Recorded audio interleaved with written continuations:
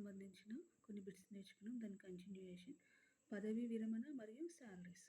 Article 148(3) ప్రకారం CAG యొక్క service నిబంధనలను, జీతభత్యాలను ఒక శాసనం ద్వారా పార్లమెంట్ నిర్ణయిస్తుంది. ఎవరు నిర్ణయిస్తారు? పార్లమెంట్. నెక్స్ట్, అప్పటి వరకు 2వ షెడ్యూల్లో పేర్కొన్న విధంగా జీతం చెల్లించబడుతుంది. సుప్రీంకోర్టు న్యాయమూర్తి పొందే జీతాన్ని ఈ కాగ్ కూడా పొందుతారు. ఈయన పదవీ కాలం ఎంత?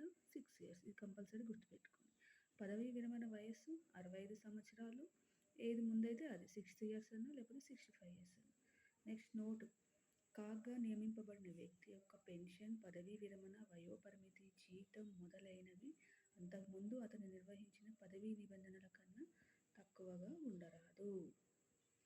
నెక్స్ట్, ఆర్టికల్ 148(4) ప్రకారం కాగ్గా పనిచేసిన వ్యక్తి అటు తర్వాత కేంద్ర ప్రభుత్వంలో కానీ, రాష్ట్ర ప్రభుత్వంలో కానీ మరే ఇతర పదవిని స్వీకరించరాదు.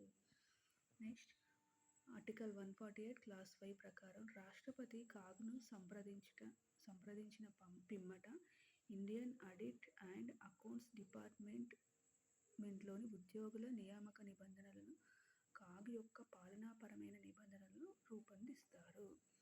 అయితే ఈ నిబంధనలు రాజ్యాంగ నిబంధనలు మరియు పార్లమెంట్ రూపొందించే శాసనములకు లోబడి ఉండవలెను. నెక్స్ట్, ఆర్టికల్ 148(6) ప్రకారం కాగ్కు సంబంధించిన నిర్వహణ ఖర్చులు, జీతభత్యములు, పెన్షన్ మొదలైనవన్నీ కూడా ఎక్కడి నుంచి చెల్లించబడతాయి? భారత సంఘటిత నిధి నుండి చెల్లించబడతాయి. నెక్స్ట్ వీడియోలో కాగ్ యొక్క అధికార విధుల గురించి నేర్చుకుందాము. ఈ వీడియో మీకు హెల్ప్ఫుల్ అయితే ప్లీజ్ సబ్స్క్రైబ్ మై ఛానల్.